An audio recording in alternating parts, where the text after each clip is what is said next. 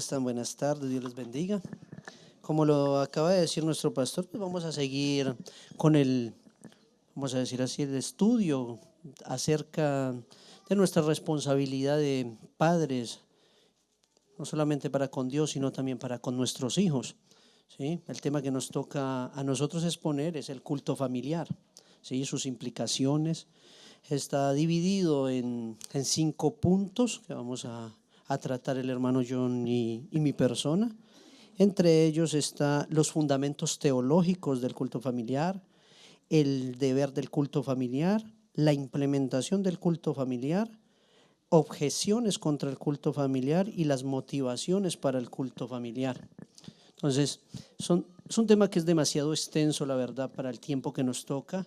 Vamos a tratar de ir rápido, pero tampoco de una manera que no se entienda, pero sí vamos a tratar de ir avanzando lo máximo posible para al menos tratar de tocar los 5 puntos en su totalidad, si sea superficialmente. Ahora, claro, ustedes ya saben que todo lo que se enseña dentro de la iglesia, pues tenemos la obligación de cuando llegamos a nuestros hogares, pues tratar inmediatamente también de nosotros introducirnos cada vez más y tocar el tema ya como familias igualmente, para seguir aprendiendo, para seguir absorbiendo más de lo que Dios quiere para nosotros y seguir avanzando. Entonces, sin más rodeos, voy a hacer simplemente una oración corta también para comenzar. Amén. Señor Padre Santo, una vez más te damos gracias por tu infinita misericordia, porque tú eres un Dios bueno, bondadoso, bendito Dios. Estamos hoy reunidos aquí como iglesia, Señor, porque tú, Señor, lo has previsto de esa manera, Señor. Te damos las gracias porque tú nos has traído a todos hasta aquí para que podamos seguir conociendo tu consejo, para que podamos seguir aprendiendo, Señor, lo que tú quieres que nosotros hagamos a través de ese pacto que has hecho con nosotros, bendito Dios. Ahora guíanos, bendito Dios, a través de estos estudios, a través de tu palabra, para que lo podamos comprender, asimilar y al mismo tiempo vivir, bendito Dios. Sabemos que no es fácil para algunos de nosotros, bendito Dios, pero sabemos que con tu gracia, con tu poder podemos llegar a hacer, bendito Dios, tu voluntad. Padre Santo, te doy gracias, Señor, y te pido que seas tú, Señor, acompañándome, Señor, a través de este estudio, para que mis hermanos puedan entender a cabalidad lo que tú quieres que entendamos el día de hoy. Padre Santo, una vez más, gracias en el nombre glorioso de tu Hijo Jesucristo. Amén. Amén. Entonces, como lo dije antes, el tema que me toca a mí es el culto familiar, ¿sí?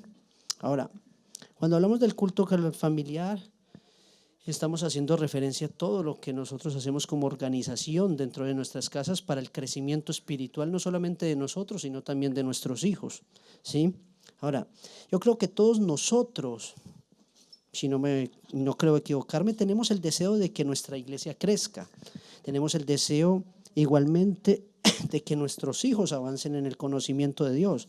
Ahora, el problema principal de esta falta de crecimiento es el poco trabajo que nosotros estamos realizando internamente, ¿sí? La iglesia está haciendo su parte, los hermanos hacen su parte, pero lastimosamente la mayoría de padres no ocupamos realmente esa labor que deberíamos tener. Ahorita cuando hablaba el hermano Samuel y cuando él hizo llamado a la oración, yo fui uno de los primeros que me levanté.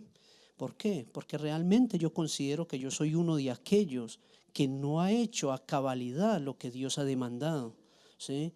Entonces yo lo reconozco, y si estoy hoy aquí no es porque sea mejor que ustedes, sino por el contrario, porque Dios ha tenido misericordia y quiere que yo también aprenda y avance hacia lo que Él quiere. Y hoy juntos vamos a tratar de llegar hasta ese punto, ¿sí? Nosotros gastamos tiempo y esfuerzo, o más bien deberíamos gastar tiempo y esfuerzo para que nuestros jóvenes no se conviertan solamente en miembros nominales, ¿sí? Nosotros vemos que nuestros hijos avanzan en la iglesia y a medida que van creciendo, ellos tienen una fe retórica, ¿sí? O teórica más bien. Ellos conocen muchas cosas, conocen versículos, conocen aquí, conocen allá, pero muchos abandonan rápidamente igualmente la fe, como decía ahora Samuel, ¿sí? Ahora, ¿por qué ellos toman la decisión de irse a doctrinas extrañas, a hacer cosas que no tienen que hacer? Pues la razón principal de este hecho es la falta de compromiso de nosotros los padres en el culto familiar. Eso es una de las razones principales que hace que nuestros hijos fácilmente se vayan y se aparten de las cosas de Dios. Ahora, la mayoría de nosotros vemos el culto familiar como algo ocasional, opcional. La mayoría de las veces se hace muy superficialmente, ¿sí? Pero ahora, por la misericordia de Dios, estamos tocando este tema. Ahora, ¿por qué? Porque Dios en su misericordia, como muchos de los que leen la Escritura pueden ver, que Dios siempre guarda personas que son fieles a su palabra, que llevan a cabalidad aquellas cosas que Él ha prescrito a través de ella. Entonces, por la misericordia de Dios, hay hombres todavía dentro de nuestra iglesia que siguen a cabalidad con esta ordenanza del culto familiar y que están enseñando, instruyendo a sus hijos en el camino de la verdad. Y hoy por eso es que estamos tratando este tema, para que todos juntos podamos llegar hasta ahí, ¿sí? Ahora, nosotros todos debemos empezar a trabajar arduamente por este objetivo. ¿Cuál? El de educar a nuestros hijos en la palabra y conocimiento de la verdad por medio del culto familiar, ¿sí?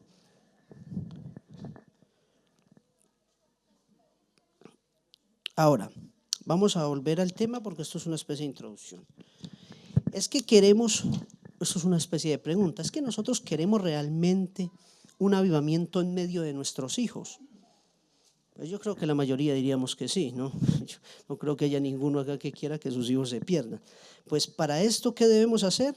Debemos implementar una estrategia de educación completa, no solo por intermedio de nuestros maestros dominicales, sino individualmente cada uno de nosotros en nuestros hogares, ¿sí? Me impactó mucho cuando estuve leyendo un poco sobre los puritanos. Los puritanos en el año de 1636, ellos se establecieron en los Estados Unidos, ¿sí? Y ellos crearon lo que se llama la Universidad de Harvard en 1647. Y para esa época, ellos aprobaron una ley de educación que el nombre me pareció un poco fuerte, pero se llamaba la ley de Satanás. Esa fue una ley que aprobaron los puritanos en 1647. ¿Pero por qué se llamaba la ley de Satanás? Esto se hacía, ¿por qué? Porque ellos reconocieron que el proyecto principal de Satanás es alejar a los hombres del conocimiento de las Escrituras. Y entonces lo que hicieron es que en los pueblos donde hubieran más de 50 familias, se tenía que instaurar obligatoriamente una escuela primaria en la cual se enseñara a leer a las personas y a escribir, pero al mismo tiempo se les obligaba en cierta medida o se les instruía a que estudiaran la palabra de Dios. Esa fue la respuesta de los puritanos en contra de Satanás cuando empezaron a atacar directamente a su comunidad. Y ahora nosotros, ¿qué es lo que estamos haciendo el día de hoy para contrarrestar todo esto? ¿Sí? Ahora, y como los puritanos estaban bien organizados porque ellos tenían todo jurídico, ellos tenían votaciones, tenían legisladores, tenían todo, ¿sí? Entonces ellos igualmente hacían asambleas como las que estamos haciendo hoy y se dirigían directamente al pueblo. Me pareció interesante, pero al mismo tiempo me atravesó el corazón unas palabras que dijeron unos ministros de la época, que eran Cotton Mather y Richard Mather, eran los principales ministros puritanos. Ellos decían que si un niño no adquiría sabiduría, conocimiento y salvación por causa de una negligencia hecha por los padres, decía, tu castigo será terrible en el día del Señor. Y decían igualmente ellos que en el día del juicio veríamos a nuestros hijos llorar diciendo, pobres de nosotros que tuvimos tales padres carnales y descuidados. Entonces realmente nosotros tenemos un peso grande delante de Dios. Como decía Samuel ahora, cuando nosotros nos comprometemos con Dios o Dios hace ese pacto con nosotros, es también para con nuestras familias. Y tenemos la responsabilidad nosotros de enseñar a nuestros hijos el camino de la verdad. Tenemos que avanzar hacia eso, ¿sí? Pues vamos a comenzar ahora sí en el primer tema, que es los fundamentos teológicos del culto familiar. Ahora, estos fundamentos teológicos están arraigados no en nosotros como seres humanos, sino en el mismo ser de Dios. Esto lo vemos en la eternidad a través de la Trinidad. Jesús nos habló del Padre, origen de la creación, origen del amor, origen del mismo. Nos dijo que el Padre nos amaba, que desde el principio todo lo hizo por nosotros, que hasta lo envió a Él para nuestra salvación. Su amor es extrovertido y desbordante. Cada persona de la Trinidad comparte el carácter bendito de este amor entre sí. Dios nunca ha sido un individuo solitario, carente de algo en sí mismo. El Padre, el Hijo y el Espíritu Santo comparten enteramente entre sí la plenitud de la luz y el amor. Para este amor que fluye dentro de la Trinidad no fue un amor que se moldeó, vamos a decir así, el Dios Trino no se moldeó a sí mismo a partir de nuestras familias, es al contrario. En lugar de eso, moldeó el concepto terrenal de familia a partir de sí mismo. Es lo que Él tiene, lo que nos transmitió a nosotros. No somos nosotros lo que les transmitimos a Él, lo que fue en realidad Él, en realidad con su amor, con toda esta relación que tiene entre la Trinidad, que después nos la ha dado a nosotros, ¿sí? Nuestra vida familiar refleja ligeramente la vida de la Santa Trinidad. Efesios 3, 14, 15 nos dice: por esta causa doblo mis rodillas ante el Padre de nuestro Señor Jesucristo, de quien toma nombre toda familia en los cielos y en la tierra. Entonces así vemos que desde la eternidad el amor entre las personas de la Trinidad era tan grande que el Padre decidió crear en el mundo personas que, aunque finitas, tendrían personalidades que reflejarían al Hijo o a este amor en general, por así decirlo. En el principio vemos que Dios crea a Adán a su propia imagen. A partir de esto igualmente, o a partir de Adán, crea igualmente a Eva y de ahí la familia humana. Esto es lo primero que Dios hace, ¿sí? Entonces, la humanidad cuando estaba en el Edén tenía un compañerismo con Dios. Como la primera familia de dos personas, Adán y Eva adoraban a Dios mientras compartían con Él en el Edén. Ahora, lastimosamente después, cuando viene la caída, pues esa relación se rompe, ¿sí? La desobediencia de Adán hizo que el gozo de la adoración y de la comunión con Él se convirtiera en miedo, culpa y alejamiento. Ahora, todo esto lo hemos visto ya en las doctrinas de la gracia, no vamos a entrar en detalle en todo lo que pasó, en cómo fue el alejamiento, etcétera, etcétera. Como lo dije antes y como lo dijo igualmente Samuel, son temas que doctrinalmente tienen mucha riqueza y que lastimosamente tenemos que ir un poquito rápido para poder llegar al punto principal, que es tratar nosotros como familia, poner en práctica. Entonces estos son los principales puntos teológicos del culto familiar. ¿Por qué estoy tocando todo esto? Porque queremos ver aquí realmente que siempre, por ejemplo, dice Adán, que quiere decir humanidad, fue nuestro primer representante. Eso lo vimos también igualmente en las doctrinas. Al fallar él, rompió la relación entre la familia de Dios y la familia de la humanidad. Y aunque ese pacto fue quebrantado, que fue el primer pacto que nos habló igualmente el hermano Samuel, el propósito de Dios nunca puede ser frustrado. Y él igualmente pronunció un nuevo pacto estando con ellos en el Edén, que es lo que nosotros llamamos el pacto de gracia, y eso lo vemos en el protoevangelio, que es en Génesis 3:15, ¿sí? Cuando él habla de su hijo, que quien como descendiente de la mujer tendría el poder de romper el poder de Satanás sobre la humanidad.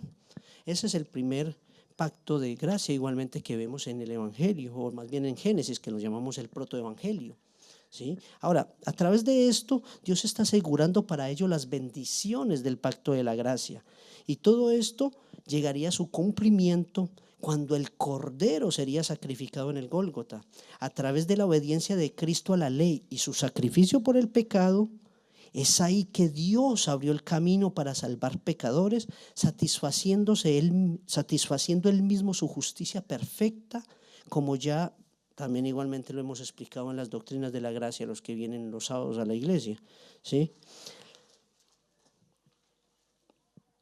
Cristo como hombre vivió una vida justa, sin pecado, para poder ser nuestro sustituto. Él nos justifica, Él es nuestra propiciación y al mismo tiempo Dios para pagar a un Dios eterno y así ser restaurados para el propósito primario que había en nosotros cuando Él nos creó, que ¿cuál era?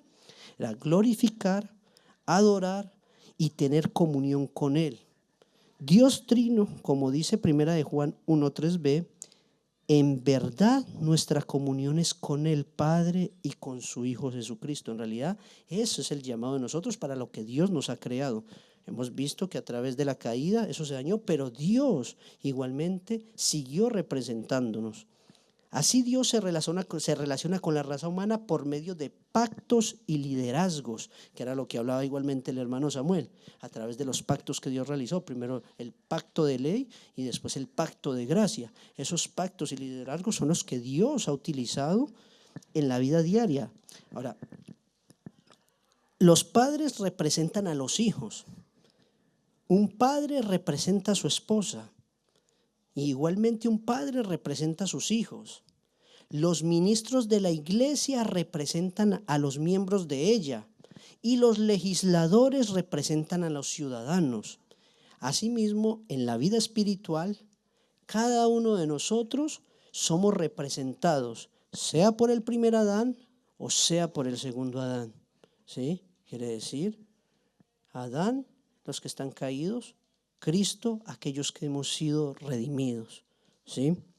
Hasta aquí, yo sé que es un poquito complicado, hay muchas cosas, pero vamos a tratar de ir avanzando y de que sea un poco más suave. ¿Sí? Romanos 5, del 12 al 13 nos dice: por tanto, tal como el pecado entró en el mundo por un hombre y la muerte por el pecado, así también la muerte se extendió a todos los hombres, porque todos pecaron.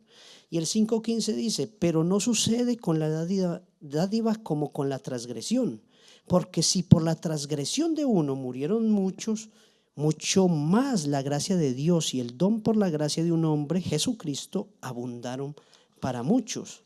¿Sí? Igualmente podemos ver algo de esto en 1 Corintios 15. Como les dije, no puedo leer todos los textos, pero sí podemos ver igualmente que a través de la historia, ¿sí?, de la historia bíblica, claro está, este principio de representación se hace visible a lo largo de toda la Biblia. Vamos a ver, por ejemplo, dos textos. Primero en Génesis 4:25. Lo voy a leer aquí rápidamente. Que aquí está hablando acerca de la descendencia piadosa, por ejemplo, de Set. Dice: Adán volvió a unirse a su esposa, que tuvo un hijo al que llamó Set, pues dijo: Dios me ha dado otro hijo en lugar de Abel, al que Caín mató. Ahora, Set en realidad lo que quiere decir es compensación en el original, ¿sí? Entonces, igualmente vemos en Génesis, aquí, yo tengo otra versión aquí, que igualmente nos dice en Job 1, 4 y 5, hablando igualmente acerca, que acuérdense que estamos hablando acerca de nuestros representantes que siempre Dios ha puesto. Job 1, 5.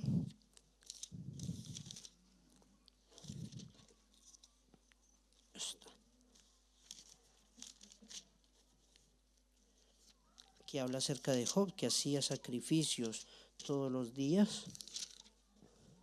Dice 1, 4 y 5.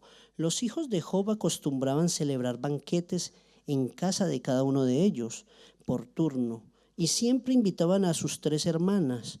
Terminados los días del banquete, Job llamaba a sus hijos levantándose de mañana, ofrecía holocaustos por cada uno de ellos para purificarlos de su pecado. Esto lo hacía Job para siempre pensando que sus hijos podían haber pecado maldiciendo a Dios en su interior.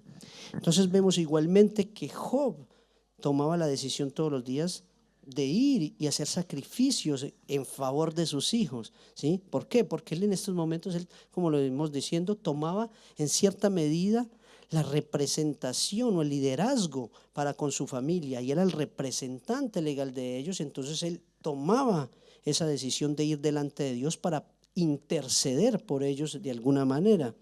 Así vemos cómo Dios organiza la raza humana en familias y tribus y se relaciona en gran medida con ellos a través del liderazgo del Padre, ¿sí? Como le dijo a Abraham, en ti serán benditas todas las naciones de la tierra. Y así seguimos avanzando en la historia judía. Vemos que al principio la familia es representada por el Padre en la adoración y en la comunión con Dios, y en particular esto lo vemos en el libro de Números. Si vemos en el libro de Números, en el capítulo 9 especialmente, no lo voy a leer porque realmente es muy largo, se centra, aquí en Números, el libro de Números se centra en la relación de Dios con su pueblo en familias y líderes. El padre debía liderar a la familia en la adoración pascual e instruir a sus hijos sobre el significado de esta. En este libro se enseña la importancia de la integridad y la justicia de la adoración de Dios. Voy a tener que avanzar rápidamente porque en realidad se me fue. Eso es para ver un poco lo que es los fundamentos teológicos del culto familiar, que realmente es algo que nosotros debemos hacer y que siempre se ha hecho. O sea, cada familia, cada hombre de familia, cada padre, cada representante siempre ha estado ahí pidiendo y enseñando a cada uno de sus hijos toda la enseñanza de Dios, todo lo que Dios ha transmitido. Y es así que de generación en generación Dios ha trabajado para que se llegue la palabra. Ahora, en el Antiguo Testamento era un poco más difícil que ahora porque era de manera oral y todo era oral. Ahora nosotros tenemos la Biblia, tenemos libros, tenemos cantidades de cosas que nos ayudan más todavía para poder ir avanzando. El segundo punto es el deber del culto familiar. Ahora, ya vimos la importancia del culto familiar como una fuerza poderosa que ha servido a través del tiempo para ganar millones de almas, porque en realidad es a través del culto familiar, como lo decía Samuel, que se transmite más lo que es el evangelio, lo que es el conocimiento de Dios, ¿sí? Igualmente como vemos los versículos que acá, instruye al niño en su camino, etcétera, etcétera. Aquí está Deuteronomio 6, 6, 7, si no me falla la memoria, donde habla igualmente que las palabras de Dios debemos guardarlas en el corazón, transmitirlas a nuestros hijos en todo momento, ¿sí? Entonces, a medida que nosotros vayamos avanzando, haciendo realmente lo que Dios nos ha mandado a hacer, eso va a tener una repercusión en nuestros hijos y eso es lo que va a hacer que ellos realmente vivan una vida agradable a ellos y que lo conozcan realmente, como decía también igualmente nuestro hermano ahora, ¿sí? Entonces Dios exige a las cabezas del hogar hacer todo lo que esté a su alcance para guiar a sus hijos y a sus familias en la adoración de Dios. Vamos a observar un texto interesante que es muy conocido, que es en Josué 24, 14, 15, ¿sí? Aquí está hablando Josué, el pueblo de Israel. Yo creo que la mayoría conocemos este texto. Dice,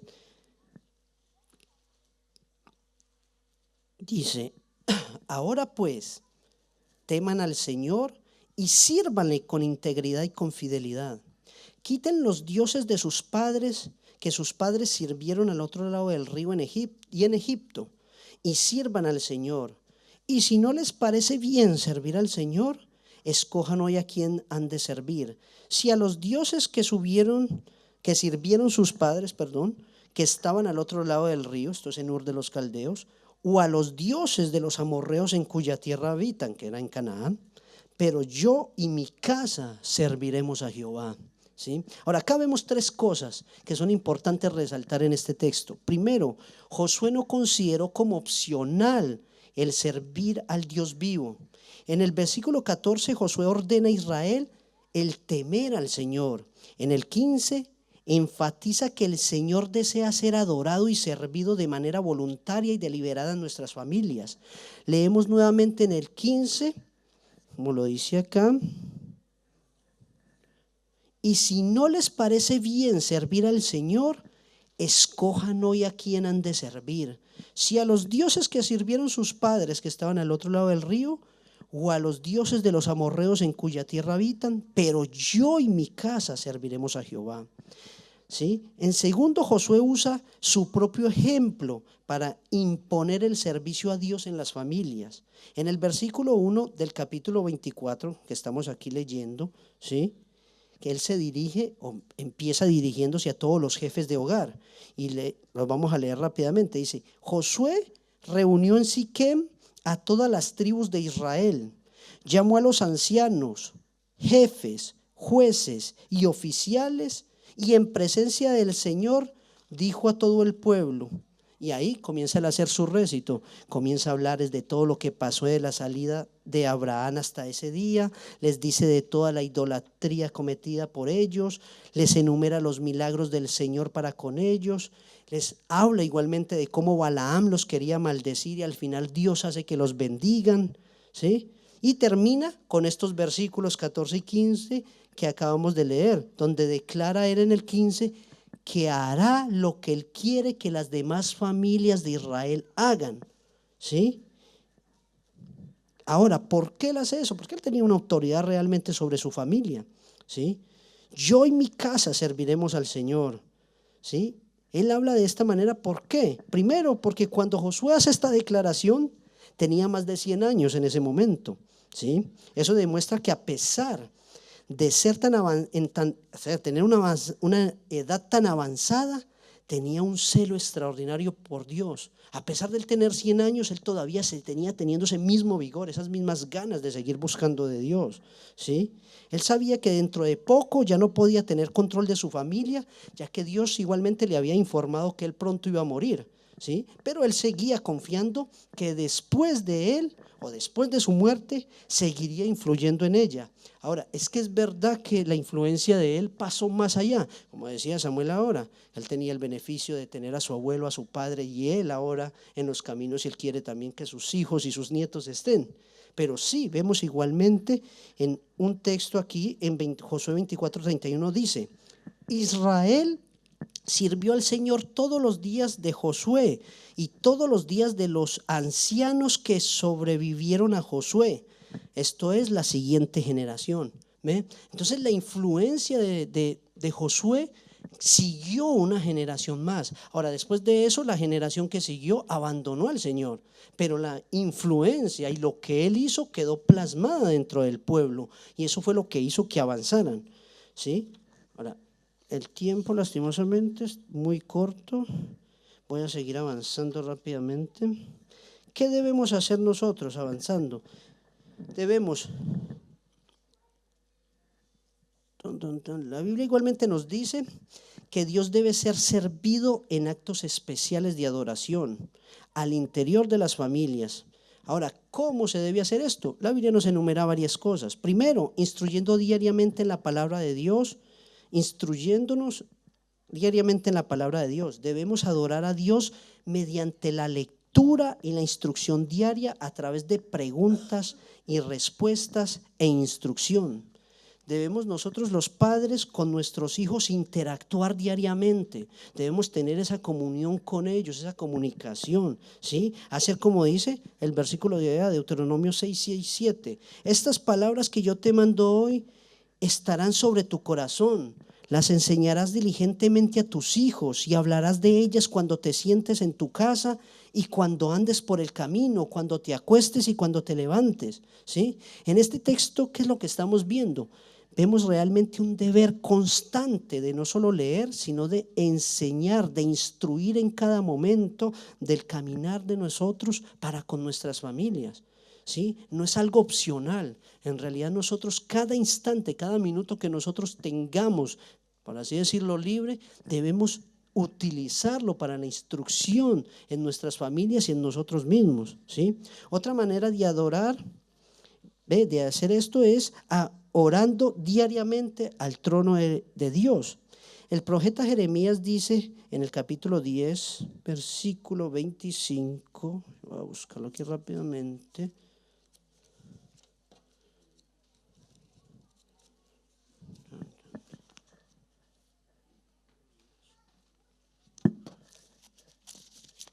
El 25.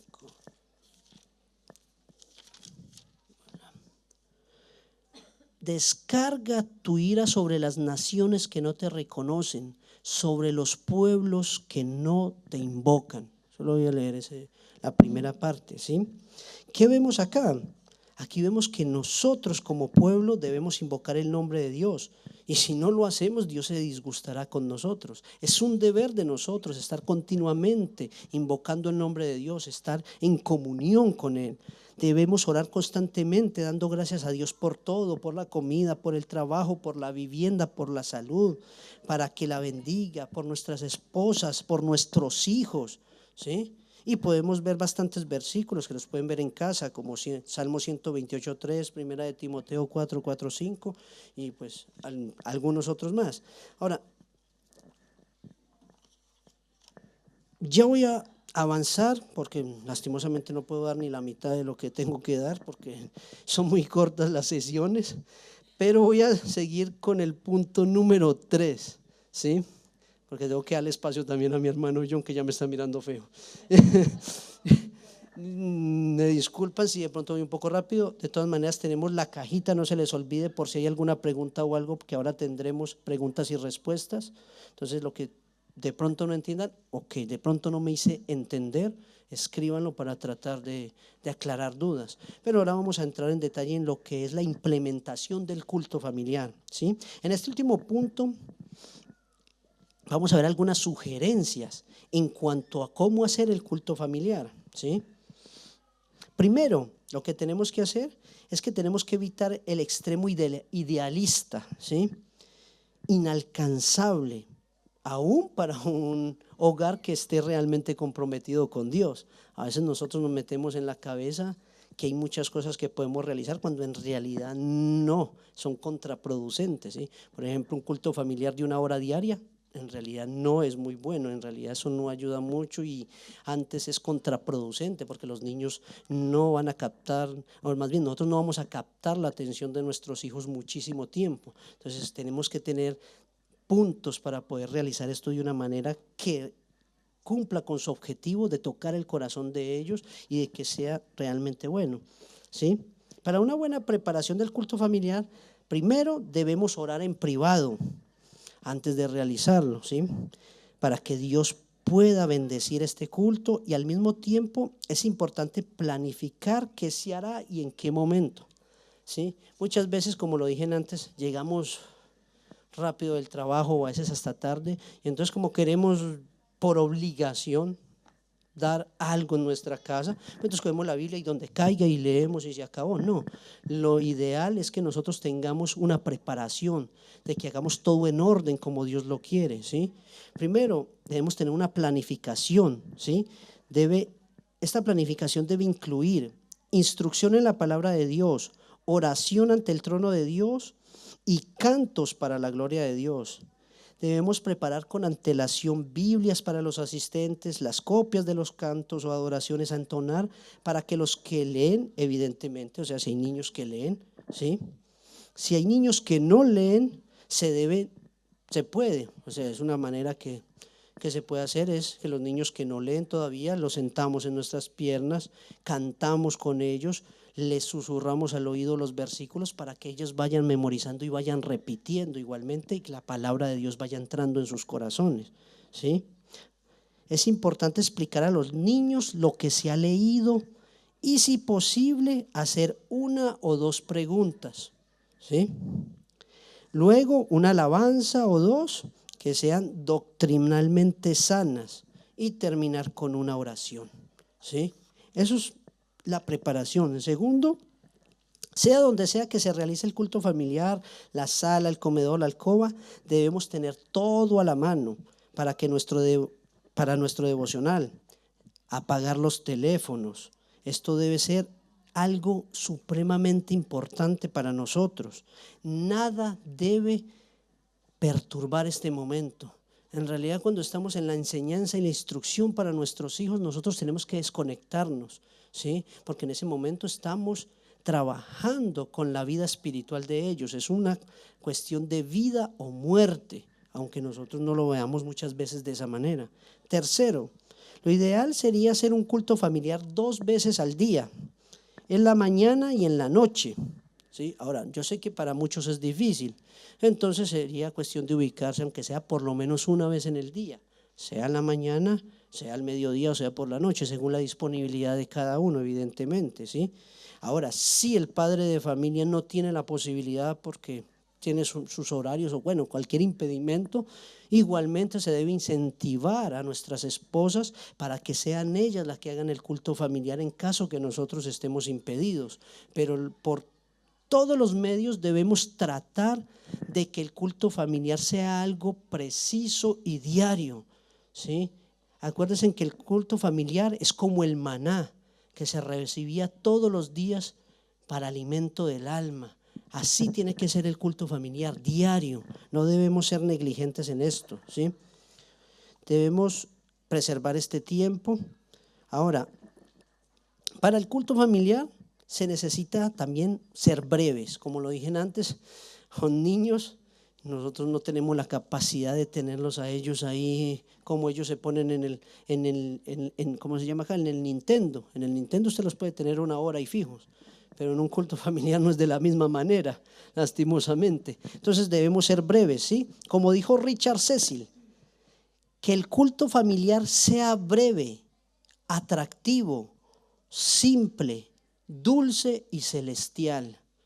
Esos son los ingredientes que necesitamos tener en nuestro culto familiar, que realmente sea agradable cuando nosotros compartimos ese tiempo con nuestras familias, ¿sí? Que ellos lo vean como un gozo, como algo extraordinario, que ellos estén anhelosos de venir, escuchar la palabra, de sentirse amados, de aprender, de escuchar. Y a eso somos nosotros los que tenemos que trabajar.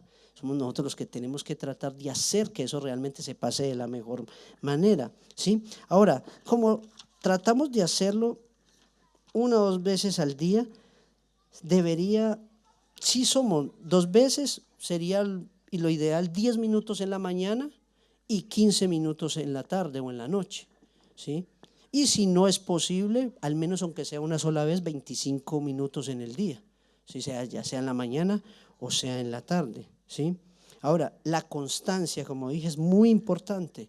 Necesitamos ser constantes. No es algo que hacemos hoy y después dentro de 15 días. Necesitamos que eso sea regular para poder que nuestros hijos sean alimentados constantemente. Eso debe ser nuestro alimento, nuestro anhelo. Y lo más importante para nosotros debe ser alimentarnos de la palabra de Dios y que ellos sean alimentados, porque ese es el medio que Dios va a utilizar para poder tocar sus corazones. Entonces nosotros somos los que somos en estos momentos, como en el Antiguo Testamento era el sumo sacerdote, por ejemplo, el representante del pueblo, ahora nosotros somos los representantes de nuestros hijos. Y como lo dijeron estos ministros, será terrible que lleguemos al día del juicio final y nuestros hijos nos vean y digan: por culpa tuya estoy yo aquí, porque no fuiste capaz de tomar el tiempo necesario para hacer las responsabilidades que tú tomaste delante de Dios, que le prometiste a Dios que cuidarías de mí y me instruirías en tu verdad. Va a ser terrible. Yo la verdad me estremecí cuando yo escuché esas palabras. Y quiera Dios que nosotros podamos avanzar y que seamos realmente de aquellos que perseveran. Ya voy a ir terminando porque el hermano necesita terminar. Tercero, en medio del culto familiar necesitamos solemnidad con esperanza. El Salmo 2 dice: alégrense con temblor delante del Señor. Dentro del culto familiar se debe demostrar este equilibrio de esperanza y asombro, de temor y fe, de arrepentimiento y confianza. Debemos hablar de un modo normal, pero con reverencia absoluta, ya que lo que hablamos es el alimento para el alma de nuestros hijos, ¿sí? Para la lectura de la palabra necesitamos, o sería lo mejor, desarrollar un plan de lectura, ¿sí? Podría ser, por ejemplo, en la mañana leemos 10 versículos del Antiguo Testamento, en la tarde leemos 10 del Nuevo Testamento. O nos ubicamos, por ejemplo, en enseñar a nuestros hijos todas las parábolas que hay en el Nuevo Testamento o en la Biblia en general. O podemos utilizar, por ejemplo, todos los sufrimientos de Cristo, desde lo profético del Antiguo Testamento hasta la muerte en el Gólgata. Podemos igualmente utilizar libros cristianos que son muy buenos, como El Progreso del Peregrino, por ejemplo. Es el caminar del hombre antes y después hasta la ciudad celestial, ¿ve? Pero es bueno que nosotros programemos un sistema en el cual nosotros vayamos de una manera ordenada para que ellos puedan ir aprendiendo y para que puedan ser instruidos, ¿sí? J.C. Ryle dice: llena sus mentes de la escritura, haz que la palabra habite ricamente en ellos, dales la Biblia y la Biblia entera, aun cuando sean pequeños. Es bueno igualmente tomar en cuenta ocasiones especiales. ¿Cuáles? Por ejemplo, mañana es Santa Cena en la iglesia, por ejemplo, domingo. Entonces, en la mañana nos levantamos y buscamos 1 o 2 versículos que hablen acerca de la Santa Cena. Y entonces hablamos con ellos en el devocional de la Santa Cena y al mismo tiempo los estamos preparando para la Eucaristía dentro de la iglesia. Les vamos enseñando la solemnidad y lo que representan estas cosas. Igualmente, por ejemplo, si es Navidad o cualquier otra ocasión, entonces utilizamos eso para introducirlos por medio de la palabra en esas ocasiones especiales, que ellos vayan comprendiendo a través de la escritura todas estas cosas. También debemos involucrarlos a todos. En nuestra casa debemos tener la virtud de que todos hacemos parte, como decía Samuel, del pacto de Dios. Entonces no soy yo el que leo, el que explico, el que hago, el que canto. No. Cada miembro de la casa debe tener su lugar. Podemos decir, mira, leemos cada uno un versículo, o hoy vas a leer tú la porción, mañana la haces tú, mañana la haces tú, etcétera, etcétera. Vas a cantar tú, yo voy a hacer aquí, yo voy a hacer allá, tú oras para comenzar, yo oro para terminar, etcétera, etcétera. Pero involucrarlos a todos, que todos se hagan parte de la visión, ¿sí? Que todos se consideren, como decía Samuel, que todos se consideren miembros del pacto de Dios. Y eso va a ser igualmente que vaya fluyendo más, ¿sí? Debemos alentar igualmente a nuestros hijos a la lectura y el estudio personal de la palabra. Debemos asegurarnos que nuestros hijos terminen el día con la palabra de Dios. En cuanto a la instrucción bíblica, debemos ser claros, debemos preguntar a nuestros hijos si entendieron lo que leyeron o no. Si no, sacar el tiempo. Si ellos tienen una pregunta y nosotros no tenemos la respuesta, seamos igualmente humildes. No la conozco, hijo, pero vamos a buscarla. Incentivémonos a que ellos se introduzcan en la palabra, que ellos busquen respuestas. Igualmente nosotros les ayudamos por los lados, pero incentivar todo el tiempo. Hay muchas cosas más que quiero compartir con ustedes, pero que será en otra ocasión.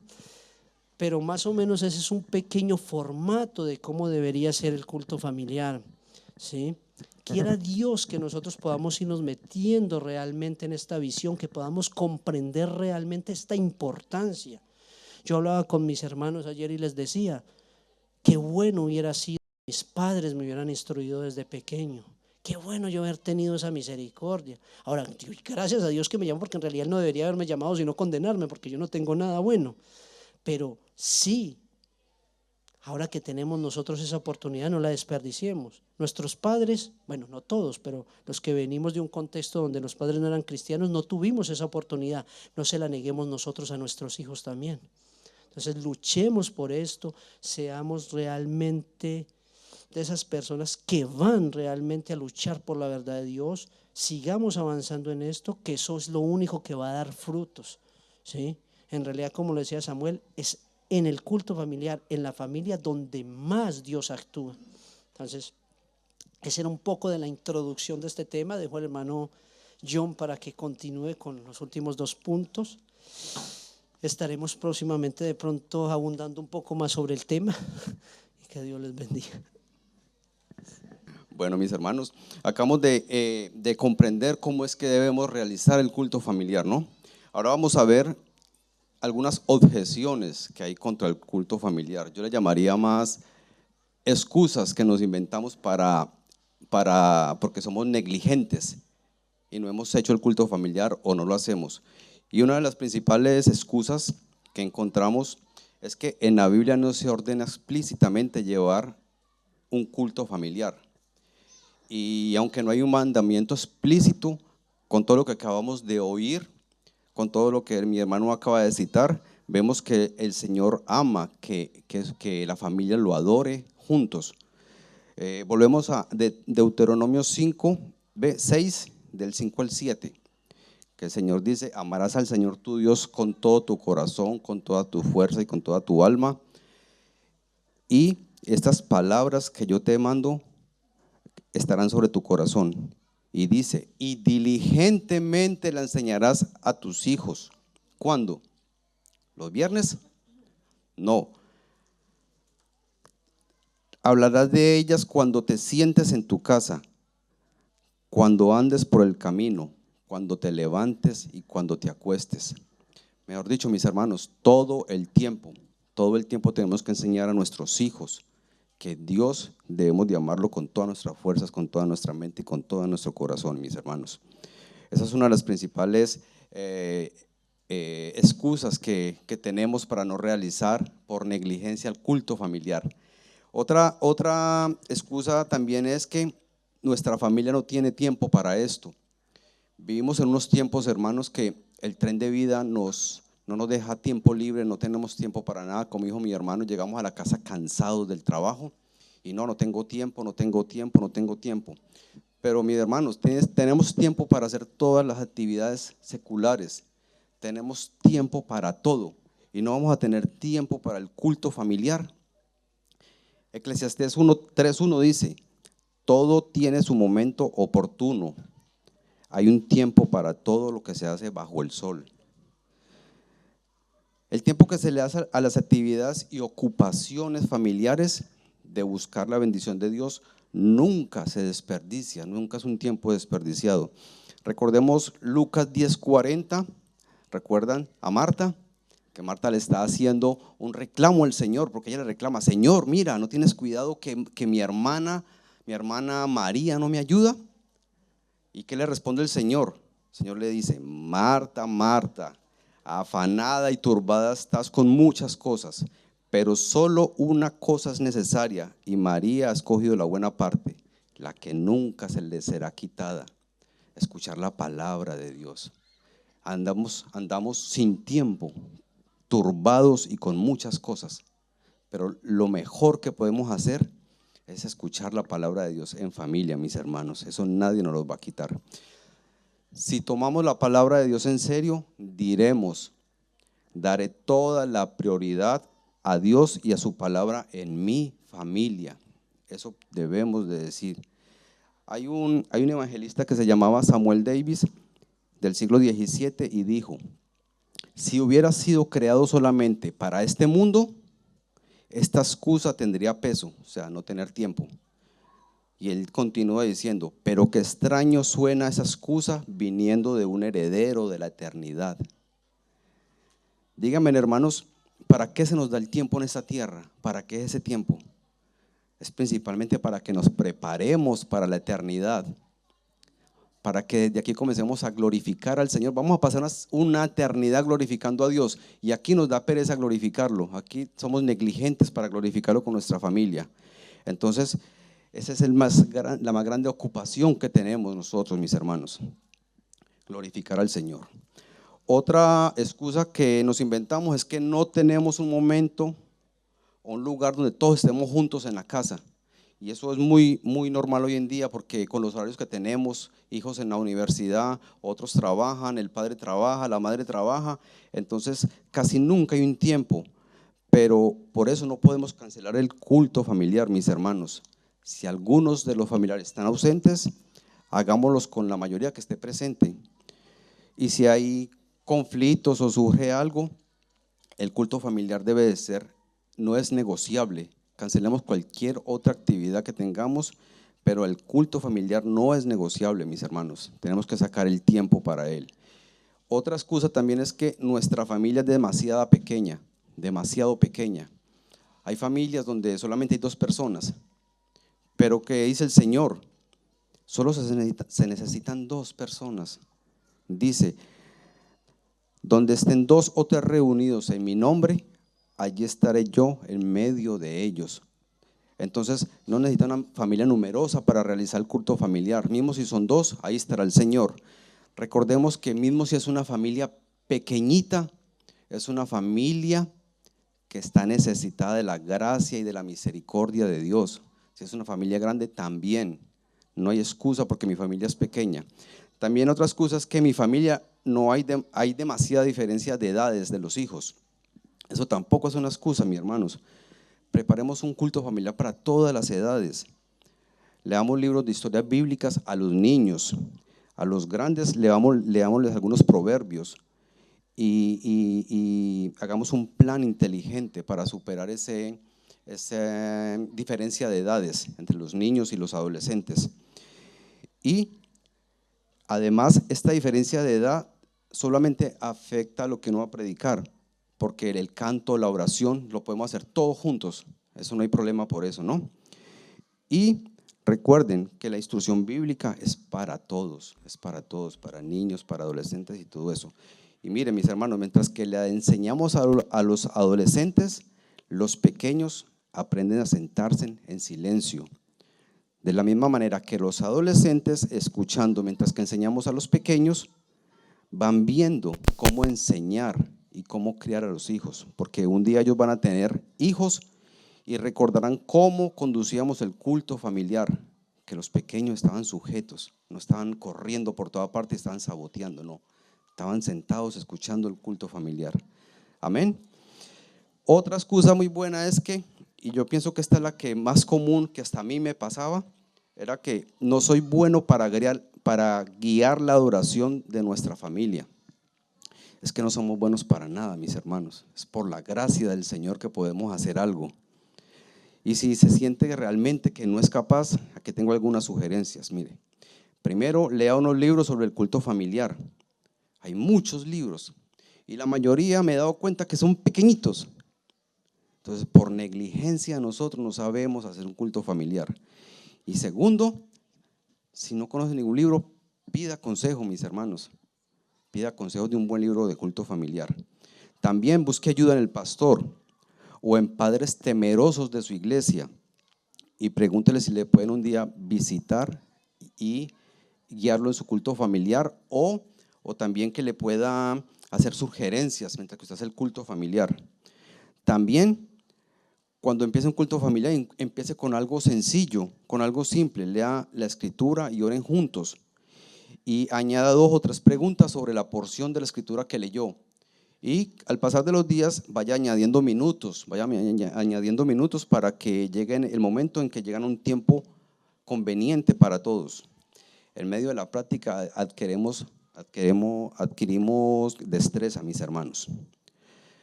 George Whitefield, que fue un predicador del siglo XVII, dijo: cuando el corazón tiene la disposición correcta, llevar a cabo un culto familiar decente y edificante no exige ninguna capacidad fuera de lo común. Solo tenemos que tener el corazón dispuesto, mis hermanos. Y lo más importante para el culto familiar es que le pidamos guía al Espíritu Santo. Él nos va a enseñar cómo tenemos que hacerlo. Amén. Otra excusa que tenemos muy común es que algunos miembros de la familia no van a participar. Ellos no van a participar porque sí, porque no. Mis hermanos, no todos los hogares son iguales, todos lo sabemos. Puede que hayan hogares donde hay más dificultad para realizar un culto familiar. Sin embargo, tales casos no son muy frecuentes. Si tenemos hijos difíciles, tenemos que establecer reglas sencillas, mis hermanos. No hay lectura, no hay oración, no hay canto, no hay salidas, no hay permisos. Así de sencillo. Dígales: en esta casa serviremos al Señor. En esta casa serviremos al Señor. Aquí todos los miembros de esta casa respiramos, así que cada uno de este hogar debe alabar al Señor. Como dice Salmo 150, versículo 6, dice: no hay sin hacer excepciones si los hijos son inconversos o conversos. No, ¿sabe qué dice? Todo lo que respire alabe al Señor. Entonces, en esta casa se alaba al Señor. Hay que poner reglas, hermanos, porque si no van a querer participar. Amén.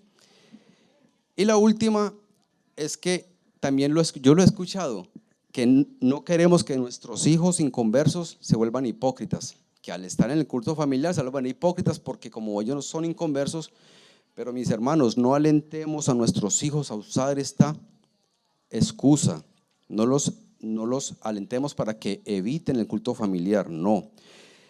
Enfaticémosles que tienen una necesidad de ser salvos también, tienen necesidad de un Salvador. Y el culto familiar es muy importante porque al escuchar la palabra del Señor, ¿cómo viene la fe? La fe viene por escuchar. ¿Escuchar qué? La palabra de Dios. Entonces, insistámosles que no es que no saben orar, que no saben cantar o que se van a ver hipócritas. No, necesitan escuchar la palabra de Dios, necesitan un Salvador. Amén. El gran evangelista Moody dijo: las excusas son la cuna en la que Satanás mece a los hombres para que duerman. Nos escondemos detrás de las excusas mientras que dormimos y nuestros hijos se van perdiendo, mis hermanos. Acabamos de ver cómo se hace un culto familiar, acabamos de ver que nos inventamos excusas y objeciones para no llevar a cabo el culto familiar, pero como el Señor es bueno y misericordioso, ahora vamos a ver motivaciones para realizar el culto familiar. Entonces, cada padre y cada madre que teme al Señor debería establecer y mantener un culto familiar en el hogar por estas razones. Mire, la primera, por el bienestar eterno de tus seres queridos, por el bienestar eterno de tus seres queridos. Sabemos que Dios usa medios para salvar y por lo general Él usa la predicación de su palabra, pero también usa el culto familiar. Mire, así como hay una conexión entre la predicación y la salvación en la congregación, en la iglesia, hay también una conexión entre el culto familiar y la salvación de las almas de nuestros hijos, de los hijos del pacto. Proverbio 22:6 dice: instruye al niño en el camino que debe andar y cuando éste sea viejo no se apartará de él. Y Salmos 78 del 5 al 7 nos dice: porque él estableció su testimonio en Jacob y puso una ley en Israel, la cual ordenó a nuestros padres que enseñaran, es decir, las alabanzas del Señor y sus obras maravillosas a sus hijos, para que la generación venidera lo supiera, y aún los que habían de nacer, y estos se levantaran y lo contaran a sus hijos. Amén. Entonces, por la salud espiritual de ellos, somos llamados a esforzarnos con esperanza, mis hermanos, usando los medios de la adoración familiar para que nuestros hijos no olviden las obras de Dios. Cualquier padre temeroso de Dios, la idea de que sus hijos pasen la eternidad en el infierno debería ser aterradora, mis hermanos, para cualquier padre. Imagínense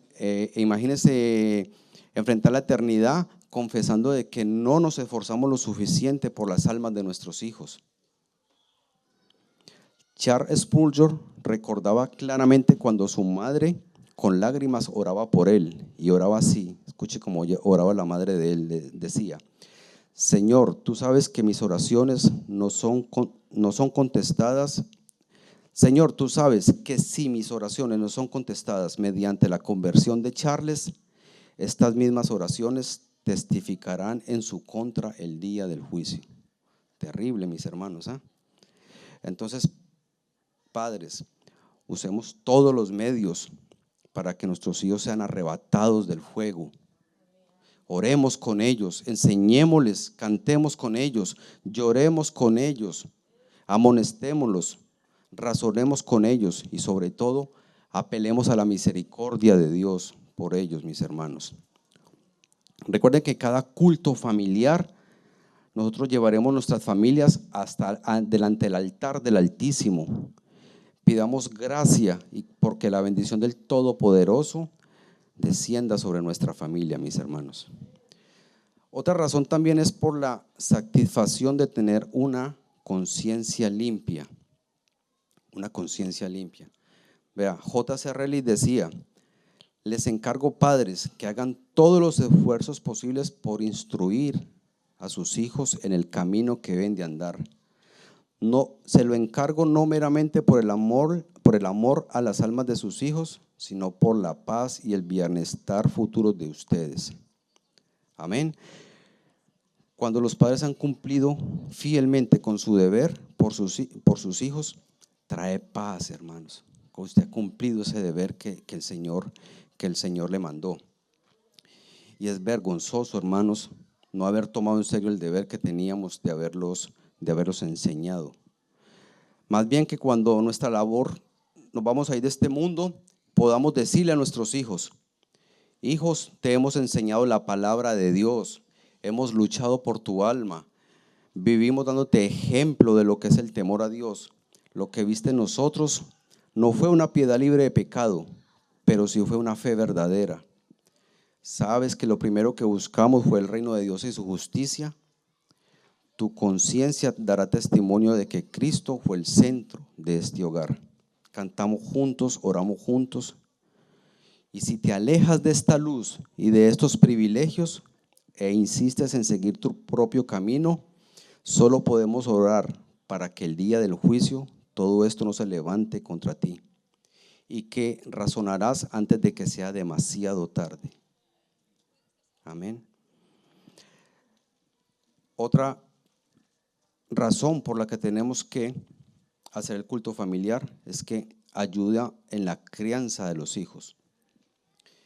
El culto familiar, mis hermanos, promueve la armonía en el hogar en tiempos de aflicción, de enfermedad y de muerte. Permite conocer más las Escrituras y acrecienta tanto tu propia fe como la fe de tus hijos. Y les va a dar mayor sabiduría para enfrentar la vida, mis hermanos.